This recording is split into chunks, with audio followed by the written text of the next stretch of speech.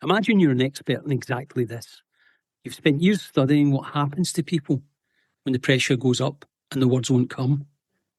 You've coached executives, trained speakers, written the book on communicating under pressure. And then one day, you're in the room.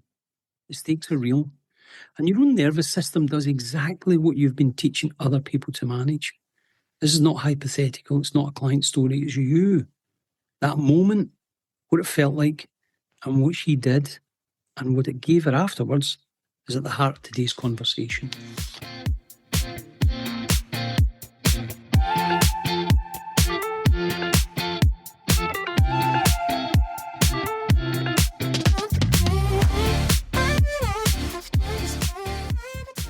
Welcome to Let's Talk About Confidence. I'm John M. Walsh. This podcast exists because confidence is the one capability that determines whether you'll attempt what matters most to you and whether you'll persist when it gets hard. It's not a personality trait. It's not positive thinking. It's a learnable behaviour built through repetition, pressure, and real-world consequence. And today's guest has spent her career sitting at exactly that intersection between what we know and what we're able to do when the moment actually arrives. My guest today is Helen von Dadelszen.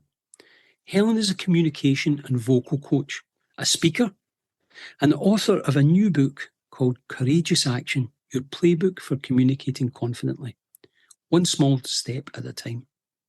She's originally from New Zealand, has worked across international organisations, including NGO work, trained in theatre, competed in Toastmasters, and is now based in Switzerland, where she works with professionals who know exactly what they want to say, but find that under pressure, the body, the voice, or the mind gets in the way. Her work sits at a specific and underexplored point, the gap between competence and expression, the moment where what you know and what you can actually communicate in the room are two very different things. And their central argument, which is also this show's central argument, is that confidence is not something you wait to feel. It's something you build through action, small, courageous actions, taken before the confidence fully arrives. Helen, welcome to Let's Talk About Confidence. Thank you so much, John. I'm so happy to be here today. Helen, it's quite a journey just in the introduction there. You know, you think of coming from New Zealand, international work with NGOs, theatre, Toastmasters, and now based in Switzerland coaching executives. How did that come about? How did you move across all those different experiences? Well, I followed the opportunities, really. From a very young age, I was in the theatre, and I think I was a very anxious child at the core. But because being on stage, performing in front of an audience almost constantly was just part of what we did as a family, I realized now as an adult that there was no space to actually consider feeling nervous and then not doing the thing. I remember getting ready to stand on stage, so being in the wings, and a sister or brother or someone else I was, acting with would say, "Are you ready?" We would never look around and say, "Oh, are you nervous?" I'm nervous. And so this, with hindsight, I realized meant that even though I felt the nerves, the nervous reaction in our body constantly, I never interpreted it as a sign to not do the thing. But this I really hadn't understood until a couple of years ago when I started to write my book. And I think this is really interesting because it became part of who I am. And I, over time, built ways of subconsciously and then consciously managing that nervous system reaction and doing the thing anyway. And so moving across the world without a job at the age of 23 indeed was courageous. And some people who I've met subsequently think, "Oh, you were so brave to do that." And then, for example, I was living in Edinburgh, had little jobs here and there, got a bit frustrated. And my mum suggested, "Why don't you go to Milan, Italy, and teach English?" And so I said, "Okay, I'll go and do that." having had no English teaching experience, very, very little Italian, knowing no one there. And so this was at quite a young age where I guess I was freer to explore. Yeah. But I remember also being very, very nervous. Yeah. But it's as though I followed the opportunity each time and didn't let all of the doubts and all of the physical reactions stop me from trying the next thing. And so I think that is at the core of my life if I think back on it now, although I did not realize this at the time. Yeah. It's amazing. I love your family member saying to you, are you ready? Mm-hmm. So it's a given. So that, all those different experiences you've done, there's a lot of courage in that. What is it you think? How did you manage to just do it as opposed to maybe letting the nerves take over? I think I didn't give myself a choice. I didn't realize there was a choice. Uh-huh. I think so because from such a young age, we were all on stage and performing and singing, and we didn't even talk about how we were feeling. Yeah. We were talked about what we were about to do. Yeah. And so it's as though it was brushed over, which might not be a positive thing, but in the end, it taught me that this is normal, this is natural way of being human, but it's not something that should stop you. Because what I find is that many people do not do the thing because the reaction in their body is so strong. Yeah. And they think that because the body is screaming out, no, don't do it, danger, danger, we go into fight, flight, or freeze. Yeah. Then they listen to that and they say, oh, then I shouldn't do it. And they think that feeling those feelings, very physical feelings, are a sign to not take the opportunity, to not speak up. And therefore they don't. Wow. And did you still have those feelings, but you overrode them, or there was... Honestly, John, I don't remember as a kid feeling nervous when I was performing. I do know that I was an anxious child. Yeah. I worried a lot about many things. I'm one of 5 children, so I don't know if that helps explain a little bit the situation. Where do you fit in that? I'm the eldest daughter, so second in line. Yeah. And I don't know what that says about that, but I don't remember standing on the side of the stage and feeling those feelings. Wow.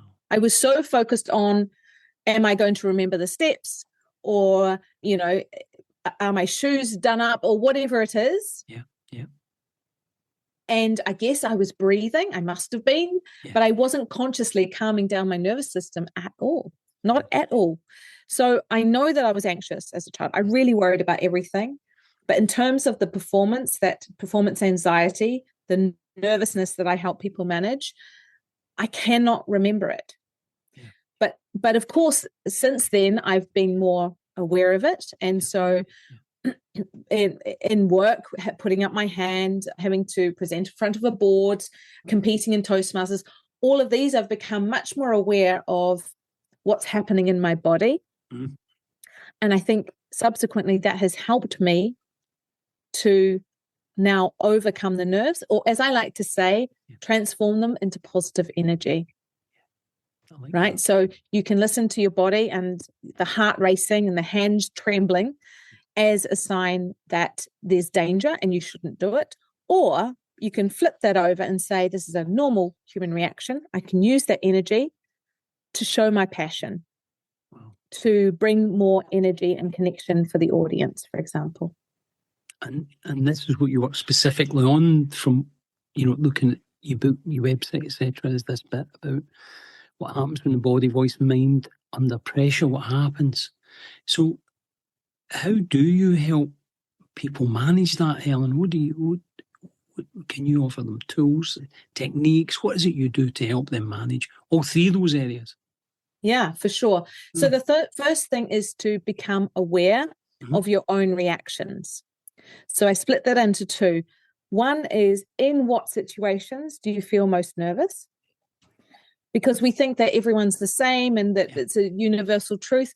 Well, in fact, some people get more nervous for a one-on-one discussion, and others, it depends on the bigger the size, the more nervous they get.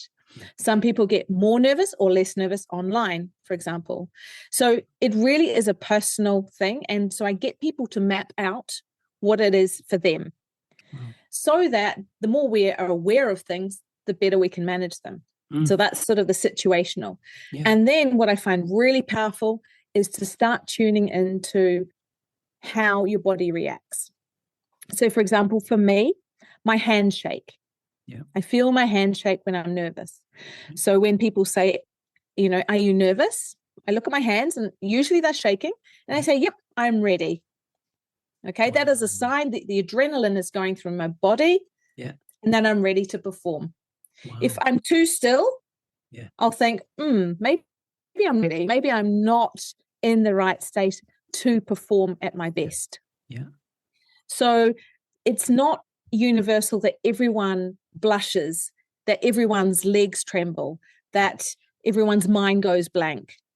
It's very individual. And so I get people to start recognizing which symptoms they have of stage fright.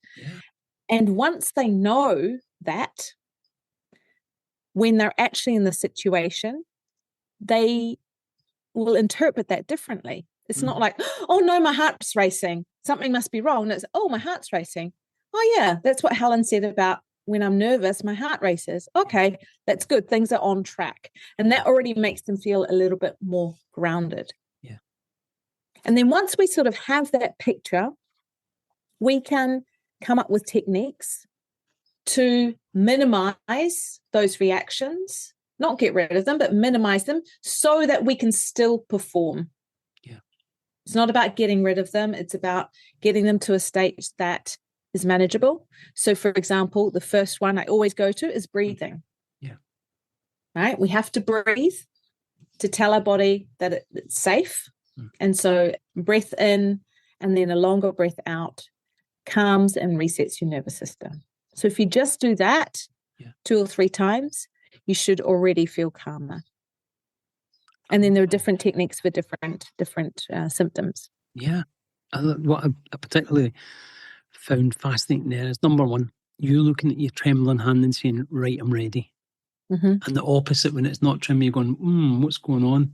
Love that. We talk about, a few episodes back about situational confidence. But what you've done there, I think, is amazing. You've gone micro-situational. So, and it highlights, and I think it's a great thing for anyone listening that gets this. Everybody's different. Some people may have a heart race and some people may be shaking hands. That's great. But you're mapping that out and saying, right, and again, the other distinction you made was, is it when someone's online? Is it when someone's in front of a boat? Is it one-to-ones? It's amazing. And I think it kind of helps people to realise that we might be confident in some areas and not so confident in others. And that's okay, isn't it? And if we are confident in some areas, can we not recognize that and see what we were doing or how we were feeling or how we were preparing and bring that into the areas where we feel less confident? Because if we can show up in a certain way in one situation, there's evidence that you can do it in other situations. But I'd like to know from you, John, when you think of, maybe you don't get stage fright anymore, but you probably do. Do you know how you feel it in your body? I'd love to know. Yeah, totally. So the thing that gets me, if I'm standing in front of a group of, anything up to 12, 20, whatever, 50, easy, because I've done it so much, that sounded terrible, me saying it's easy. It's because I've done it. I remember the first one I ever stood up in front of a group of about 12 people. It was absolutely dreadful. I was so nervous. I couldn't remember what I meant to say, but that's going back. But then slowly but surely, as you do it 1, 2, 3, 10, 100,000, you get more confident. It's the theatre sort of stuff. So if I've got to go out, say it's a conference with 2,000, 3,000 people, and I go out to do a session, say 30 minutes, 20-minute talk, I find standing in the wings, it's in my stomach. It's my gut reaction. I've got real butterflies. And that translates to my head saying, why did I say I'd do this? Oh, yes. Why did I do this? So coming back to the stomach, so the butterflies in the stomach, one of the sayings that I have borrowed is teach your butterflies to fly in formation. Wow. Isn't that a beautiful visual? That's just amazing. Yeah. So your stomach is working over time because, in fact, it stops digesting because it's in a state of survival. Right. That's why you have that reaction. Right. And I don't have anything specific for that, but just knowing that, there's that feeling, if you can visualize the butterflies still there, and they're beautiful butterflies, so I imagine, beautiful multicolored butterflies, can they fly in formation to sort of help you get through that moment? That's a good one, no? It's amazing. Thanks, Helen. I'll use it. We talk about, there's three things we normally say about changing. If we're feeling a bit nervous, we would say one is change the meaning, which is what you've done beautifully for me. Second is change the environment. Third is change physiology, which you're talking about with the breathing and other things. But I love that. That would help. And I think there's a bit where if you've memorized your first couple of lines. Oh, yes. And practice the way you say them so they're authentic, that makes a huge difference. Yeah. I would say getting your opening clear in your head, not just what you want to say, but how you want to say it. Practice out loud. Yeah. Then usually you feel like you're off to a good start, right? So it's getting off the diving board. So it's that first bit that's hard, but once you get to that, you see that people aren't throwing tomatoes at you or booing you off the stage, then you usually feel a little bit more safe in a way and secure to move on to the next piece. So that's really key. I love that. That's a great tip. That's great. Thanks for asking, because it brings back those memories. It's great. And there's a bit in your head as well where you're saying, but I love doing it. Because you do, you go like, this is the price to pay for doing that. And especially there'll be some music that they may have chosen or I've chosen to play you onto. And then when that starts, and even now, saying a summer's night like it is just now, we're sitting in the garden and maybe one of those songs will come on. I get a tremendous rush of good feelings from it. I think, oh my God, that takes me back to the X conference. But this is a great tip as well, John. I recommend people to find a power song. Yeah. Oh, wow. Yeah. As though that is the song that has welcomed them onto the stage. And in some of my events, I actually do that with my keynote speakers. Yeah. So it could be, one of my favorite ones is Titanium.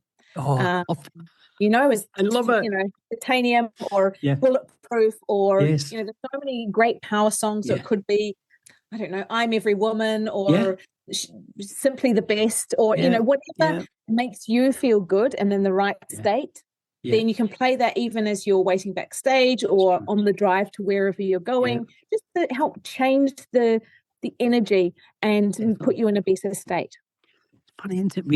I think sometimes we underuse this kind of thing, Helen, where... Absolutely. And the one thing you were saying that, like practice it. And the number of folks I'm finding when I talk to them about, maybe they're going to have a difficult one-to-one with someone, and I never thought about your angle of that might be where they're most nervous. But say it's a one-to-one they're doing, and they're going, I'm not sure. Say, well, practice it with someone you trust, like at home, perhaps. Even though they may not understand the context, at least you're going to say it out loud, and you can see folks going, oh, I get embarrassed. You said, and have you got any tips how you go over that embarrassment, of I feel stupid saying it out loud or saying it to a mirror or anything like that? I struggle with this as well, John. It really does feel awkward because you're essentially performing without an audience or a fake audience. Yeah.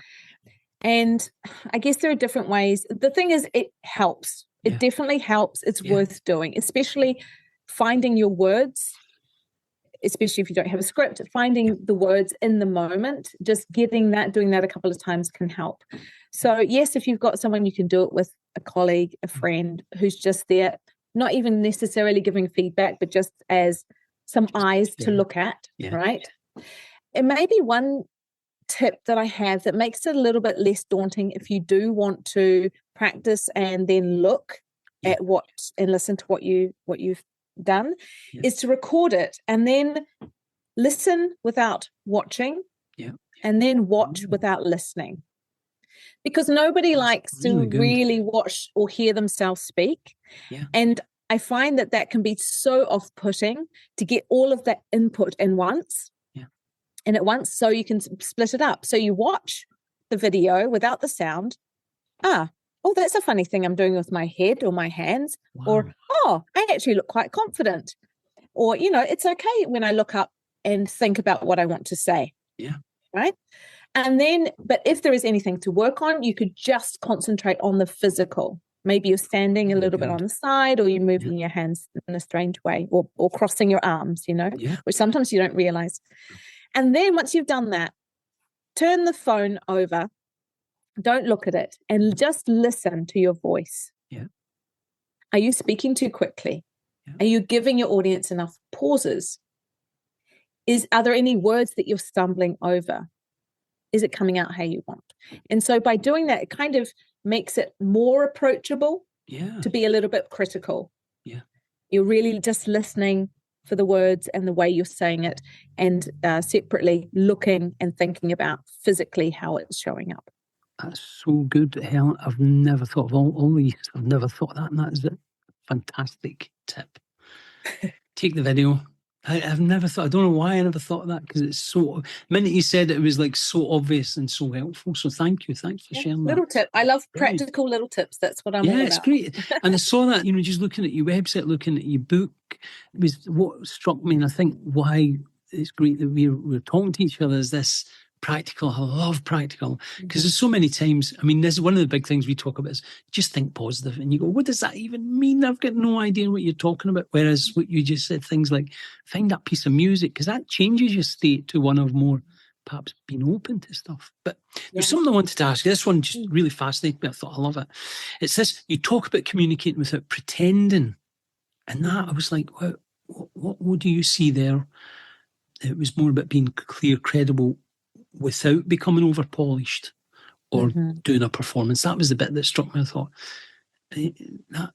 where do you see that, or where did that come from, that idea? So one of the reasons that I talk about, not pretending, is that a lot of what I work on with my clients is a little bit what you might call theatrical. Yeah. Right. So maybe someone will come to me and they speak really monotone like this. Yeah. And hi, I'm really happy to be here. And it's not getting across the enthusiasm and the passion that they want. Yeah. Right. So we work on breaking those vocal habits. Yeah. Okay. This is sort of on the side as my voice coach piece, not really my confidence coach, but in fact, they work together. And they feel like they're acting. Yeah. Oh, no, but I'm not an actor. That's not me.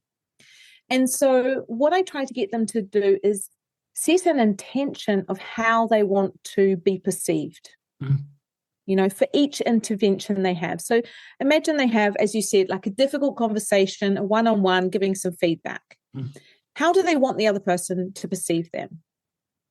Yeah. Do they want them to feel like you're authoritarian and asserting your space? Maybe. Maybe you want them to feel supported. Maybe you want them to think that you are professional, know what you're doing. So I get people to think about what are those attributes. And then we look at the voice, the body, and what people are saying, and try to match that. So for example, typical one is I want to sound confident. Okay, so we have feeling confident, but then we also have sounding and looking confident. And you can look and sound confident before you feel confident. Yeah. That's a good tip. Brilliant. So how does a confident speaker speak? Well, they speak really quickly and then they don't care about anyone else and they speak like this. No. They don't. They slow down. Yeah. They have big pauses. I always compare to Obama because we've all seen him speak and he has this amazing way of holding space. Yeah. Never rushed. And a lot of people I work with are speaking English as a second or third language. Yes. And for some reason, I do it the same when I'm speaking French. We speak too quickly because we think in the other language, the quicker we speak, the more fluent we sound, therefore we're confident. But it does the opposite. Wow. When we speak too quickly, it raises our heart rate and the people listening to us, and it doesn't make us feel confident at all. So slowing down that pace can make you sound more confident, for example. And then there are other things. For example, when you're slowing down, you're pausing more, you've got less filler words. So that's like, if I am kind of, speaking like this, then I don't sound confident. No. Right? So once you have an intention, how you want to be perceived, and you define that, and then you work with what you're saying, how your voices and body is supporting that, then you can align with that. And then you're not pretending. It's still you. Yeah. It's a better version of you. Yeah. It's an intentional version of you. Yeah. But you're not pretending to be anyone else. That's where that comes from. Brilliant. That's really, there's so much to unpack in there. The bit that really struck me, and I never thought of this before, that if you speak quickly, your heart rate goes up and the audience's heart rate goes up. Yes. Wow. Yeah. So you can use speed to get people excited. Yeah. But also, if you want them to be excited. Exactly. Yeah. And then you slow down. So then you go, and we're going to do this, and we're going to do this, and we're going to do this. And then at the end, we will achieve that. Wow. Right? So it's the variety. That's the power. And then as we slow down, we're highlighting, we're underlining those final words. I think, and the thing where you started the conversation on this was the bit where, what do you want the audience to feel? I thought, so I was thinking, you were talking about the monotone person. I've seen folks like that where you go, right, how do I get them to get some energy in their voice? And what you just done there was beautiful, because it was saying, how do you want other people to feel when you talk? And if they say, I want them to feel interested, so you got to talk interestingly. I get that. It's brilliant. And it's still really you, handy. Right? It's still absolutely. You. Yeah. Not pretending. I get that. That makes so much sense to me. When I was looking at it, I was intrigued by it, and I thought that's what I wanted to ask you about it. And you were kind enough to share, because one of the questions I asked you before coming on was this: was there a moment in your life when you felt, a challenge?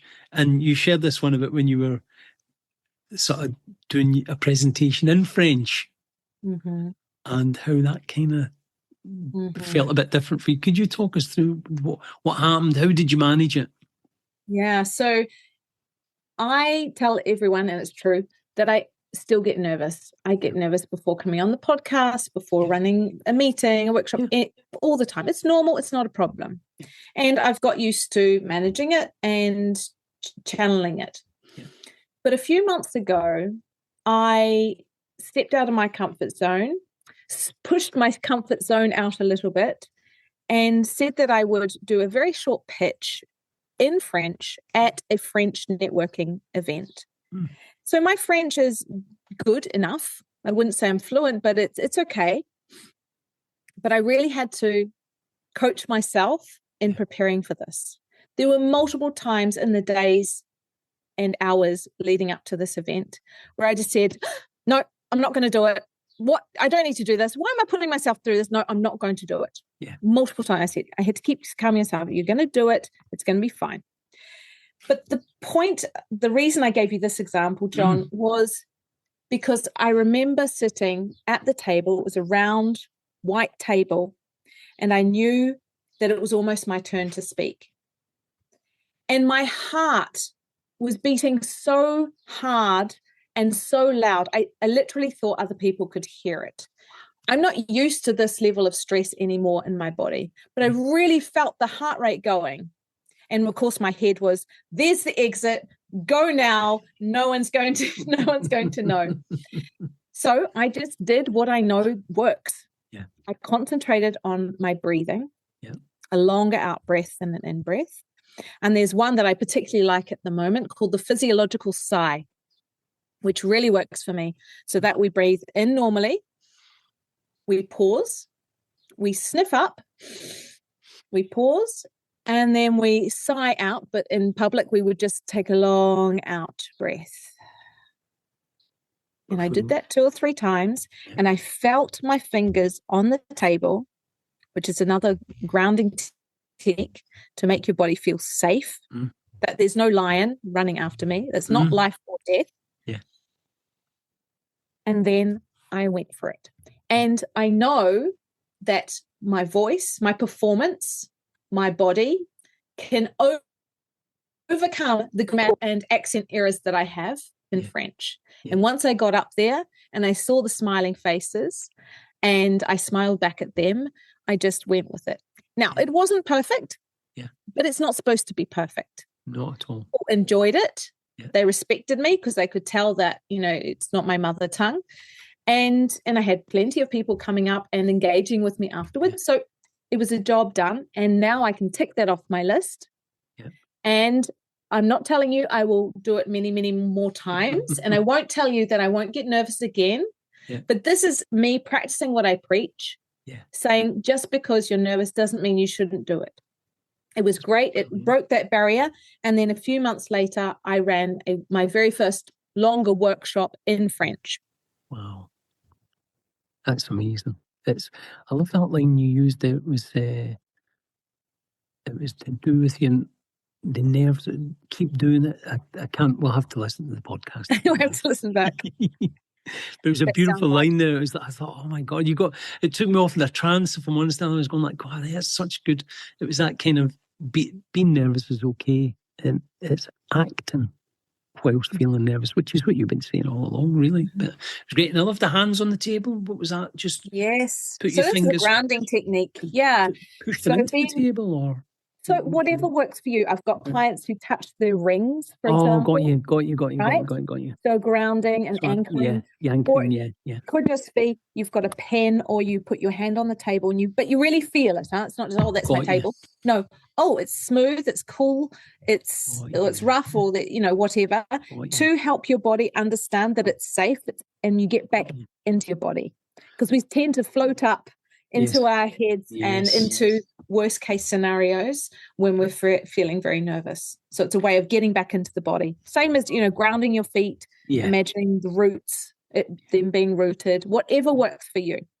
Yeah, I got it. It's the paying attention to, in this example you used, the table, it's paying attention to how it feels when you said, is it smooth, is it rough, is it wood, is it cool, is it warm?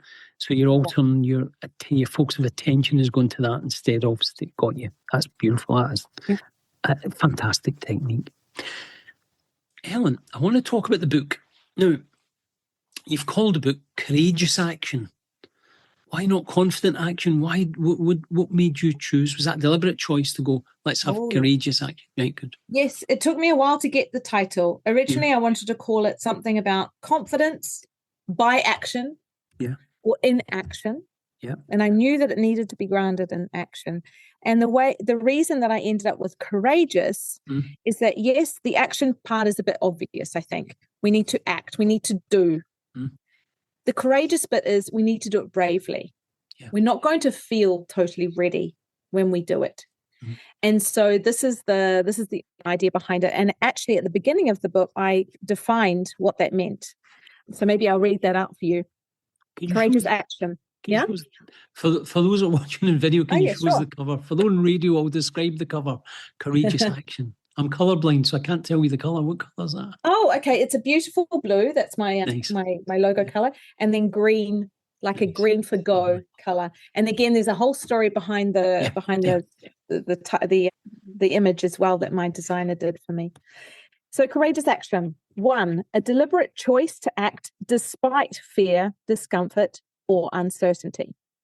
2, the process of moving forward with bravery, even when the outcome is unknown or feels risky.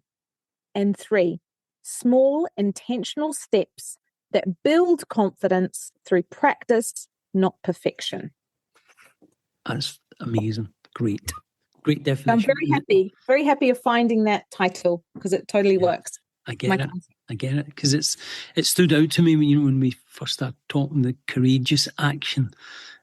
But totally. And even in the subtitle, you've got the last part of it, step by step, isn't it? And one small step. That was it. I knew it was like, and I think that's one of the key messages we put out to folks is that confidence isn't something you're born with, it's something you build, and it's one step at a time. And I love the fact you put in there it's not perfect, because we kind of learn more from the things we fail at than the things we do well. We've got an episode that talks about why high achievers sometimes come to a confidence crisis. And a lot of it's to do with that they've learned something, they've been good at it, and they've never had the opportunity to experience failure and recorrecting. So that's, I love it. I love it. Where can we find the book, first of all? So there's a website, courageousaction.ch. So CH is Switzerland. the Swiss website. Yeah. Okay. Otherwise, it's on Amazon. And will you give me the links, and I'll put it in the podcast description for anyone listening that wants to get a copy of Helen's book. Absolutely. We'll put the link and other links in, but we'll talk about that at the end. If anyone's listening, they're waiting to feel confident before they act. They keep putting things off until they feel ready. What would you say to them? I would say choose just one small thing that you can do.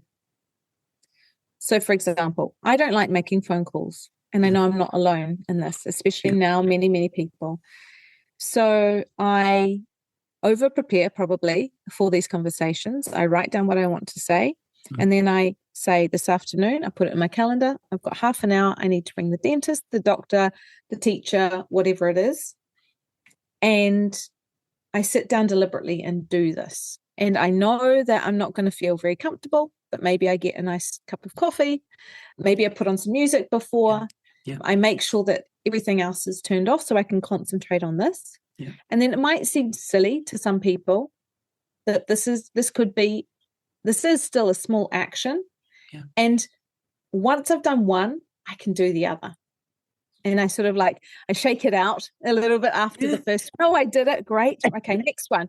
And I just use that momentum and that dedicated time to do it. So it depends what you're working on, but I would say, don't sign up for a TEDx immediately if you want to get over your stage fright. Yeah. Find an opportunity that you can go and introduce yourself to someone new. Yeah. Toastmasters is a great place where you can practice. Yeah. So it's an international organization where we practice public speaking and leadership skills. Yeah. There will be a meeting near you, no matter where you are in the world. You're welcome as a guest to most clubs. Yeah. Go and just do that.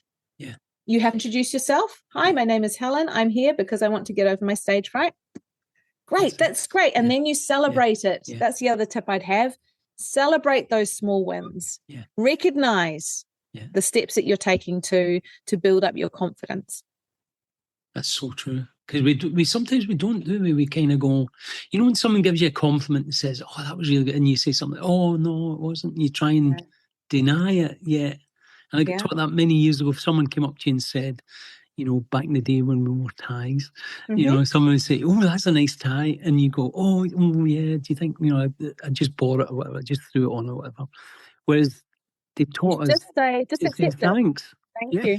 And it just changes everything, doesn't it? So someone says, "Oh, I really like that," and you go, "Thanks." Yeah, that's all that's Nothing needed. else. You don't need to exactly. And this is fighting against the negativity bias. Yeah. Right.